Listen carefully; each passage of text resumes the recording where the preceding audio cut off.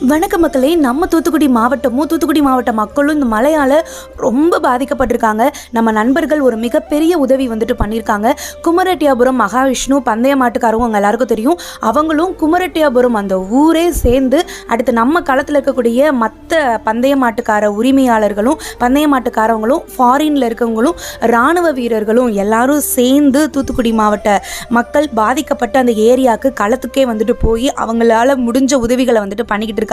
ஏன்னா எல்லா மக்கள்கிட்டையுமே அமௌண்ட் இருக்குது. ஆனால் அதை எப்படி அத்தியாவசிய தேவைகள் வாங்குறதுன்னு தெரில. கரண்ட் இல்லை, சாக்கடை தண்ணி இந்த மாதிரி வருது, குடிக்க தண்ணி இல்லை. ஸோ அதனால் முக்கியமாக தண்ணி, வாட்டர் பாட்டில் எல்லாருக்கும் கொடுத்துருக்காங்க. அடுத்து சாப்பாடு, குட்டீஸ்க்கு பிஸ்கட்டு, சாப்பாட்டிலேருந்து பிஸ்கட்லேருந்து பன்னிலேருந்து ரொட்டியிலேருந்து பெண்களுக்கு அத்தியாவசிய தேவையான நாப்கின்ஸ்லேருந்து கொசுப்பத்தியில் இருந்து அத்தியாவசிய தேவைகள் என்னென்ன இருக்கும் எல்லாத்தையுமே ஒரு டிராக்டர்